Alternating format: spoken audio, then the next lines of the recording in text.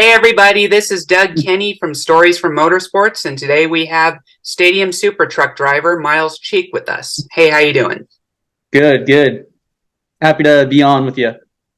No problem. We're glad to have you. So, where are you at the moment?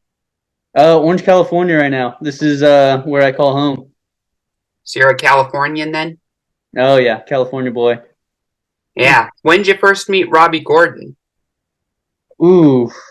Um, right when he first started the series, he was doing more of the stadium stuff at the time, and he was having a couple more classes coming along to the event. So I was in a modified cart at the time. It's kind of scaled down stadium super trucks. It had a 450 quad engine in it, had a 12 inches of travel in the front, about 16 in the rear. So it was a ton of fun, and he had a stadium set up in Arizona for us. So went out there, did that race, and ended up winning it actually. So that was my first introduction to Robbie and the whole stadium super truck scene. Nice. What made you get into racing?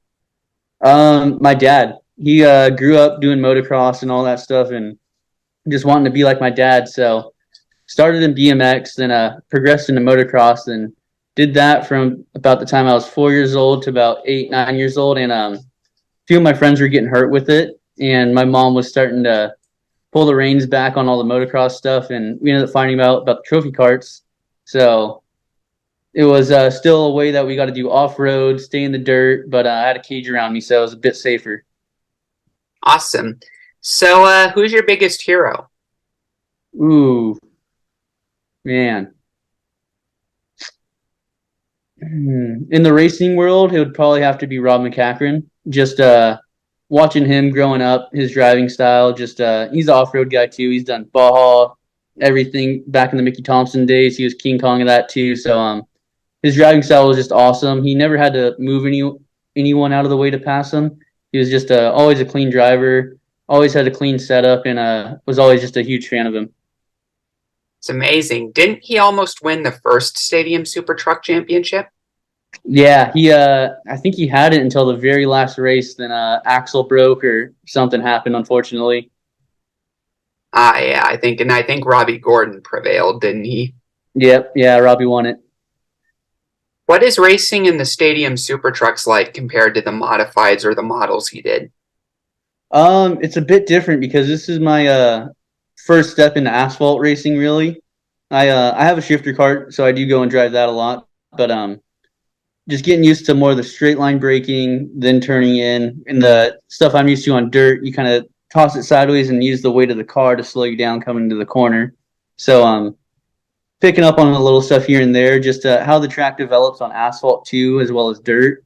On dirt, I can kind of see it and see what the weather is and be like, all right, it's going to blue groove up here or there. But still figuring it out on the asphalt, getting used to harder track. It's going to get greasier. So it's pretty similar, but going into the next events, it's something for me to think about for truck setup. Great to hear, man. How did you Mm-hmm. transition from driving and off road to asphalt? I actually struggled with it for a bit, but I had a bad problem of dragging my brake on entry. So the amount of front brakes we run in these trucks to slow them down, it's crucial that you get off them before you start your entrance into the corner. If you start dragging them, it just wants to push out on you. So that was one habit I had to fix. And thankfully, Robbie, he saw my GoPro from Saturday Long Beach and Sunday morning Long Beach. He gave me a few tips, and shoot, I was able to put it up on the box on Sunday. So he helped me out a lot. What is racing with all those trucks around you like? Because they're so close in the competition. Oh yeah, they have so many fast guys in there. Just Robbie's unbelievable. Max is awesome now. Gavin, the defending champ, super fast. Matty Brabham, third generation driver. Jack Brabham's his grandpa. So you can just go on and on about Matty. But Robert Stout also super fast. And yeah, it's a lot of trust for sure because going 140 into some of those corners is a bit nerve wracking. What did you do between 2017 to now when you were in the series and all that? So from my first race, just had some fun out there, and shoot, I don't even know. I think I got like sixth and seventh both days. Nothing too special, but went back to dirt racing, my bread and butter. Then picked up a few wins. Ended up winning a 2018 Lucas Oil Regional Championship. Won the Crandon World Championship in the UTV in 2019, I believe. Then the Lucas Oil Off Road Championship in 2020. That's amazing. What made you come Thank you. back to Stadium Super Trucks? Um, it was honestly after 2020, we were out of the car for a little bit. Just didn't really have anywhere to race here in California. Our one main series lowers shut down, so kind of stepped back. Started getting more involved in the family business, and started. Honestly, I kind of figured that my racing days were done, but just put something together for fun to go out to Long Beach. I was able to get a couple sponsors and got seventh the first day or sixth. Wasn't the best, and ended up getting those tips from Robbie that really helped me out, and ended up getting second on Sunday. So that was huge. Just confidence, knowing that all right, I can run with these guys, and brought that into the next weekend in Nashville. Wasn't even planning on running it.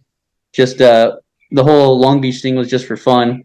But Jimmy Kelly's out in Nashville. They steakhouse out there. They want to sponsor one of the trucks and get involved with the racing. They called Robbie and they're like, "Hey, we want to sponsor a truck, but we just don't have a driver." So Robbie's like, "Oh, like got this guy. He did the first 2 rounds. He's sitting fifth in points." So Robbie ended up hooking me up, got me a ride for the weekend, and ended up going 2-5 on the weekend and third overall. So now we're sitting third in points. So it's just been fun. Is there going to be a champion this year since they've had to cut down their season for the ATVs for UTV or whatever? I'm not completely sure. They are saying the next race is going to be in October in Australia. So depending on how many races we run there, they might do 3 races in a weekend. Then they're talking about doing one in October and one in November back in Australia. Then maybe a stadium. Don't quote me on it in December. So still trying to iron some stuff out, I believe. Ah, okay. I heard that Robbie's in the process of starting a like several factories for his new off-road vehicle. Have you heard that? Yeah, he's really been working so hard on that thing, and it's going to be an awesome vehicle once they're all here. And actually just picked up a new dealership that he's going to be storing all the cars in here in Anaheim, in California. So he's making big headways with that. Then once that kind of rounds the corner and settles down, then I'm sure he's going to be diving back into SST. Then get us traveling back to China, Australia. I know guys in the UK and Europe are asking for him to come. So I'm sure here in the near future there's going to be tons of races.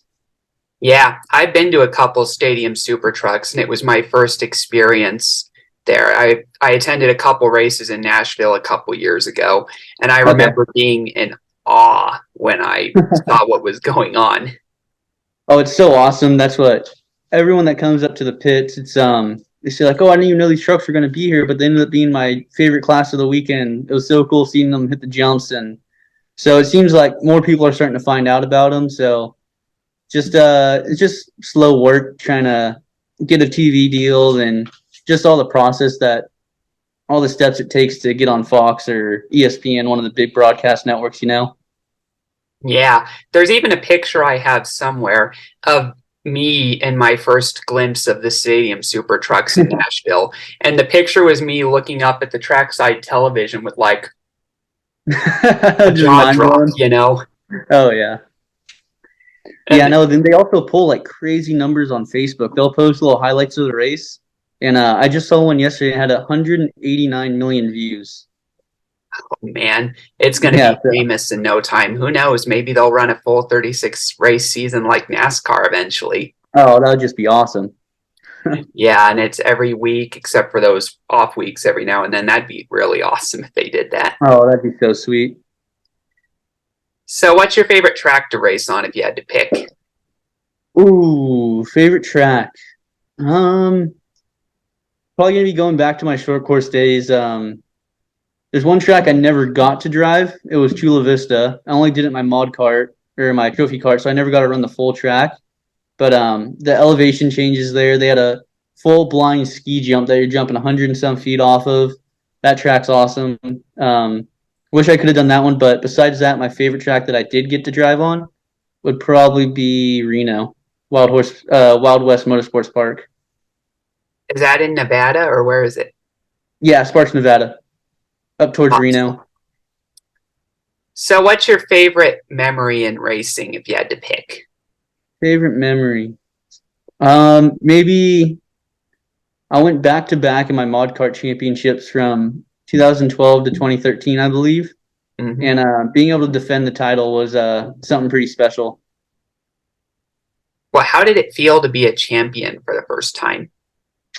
um, oh, when was my first one? My junior two championship. Yeah. Uh, Honestly, I was kind of young at the time, so I wasn't fully able to grasp it. It was just won the races, and I was always a little bit hard on myself about racing. Like I almost expected it. Like even if I won a race, but someone was too close, it was like, oh, why were they that close to me?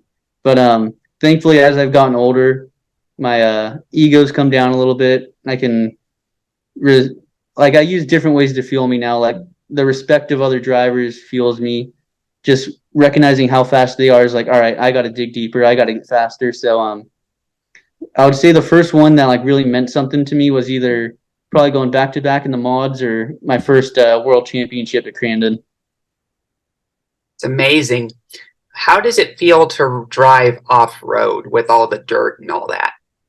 Oh, I love the dirt.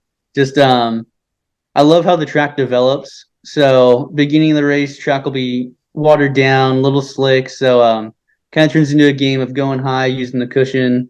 Then longer the race goes, the more rust will develop down low. So there's different lines you have to go and like go up, diamond across, drive across the top of them, or just wait for that cushion to really build up and just run the outside all the way across. So that was always the fun thing for me is seeing how the track develops, seeing if the drivers are willing to change up their lines or not, and try to drop a few tenths here and there, pick up a half second if they can, and trying to capitalize on that because you can really start to bait them in dirt. I feel like a lot of the guys, it's almost like this in all kinds of racing, but if they start running the bottom and you start running the top line, they'll slowly start coming up to the top line too. If you're reeling them in, then that's your kind of opportunity to throw the slider in on them.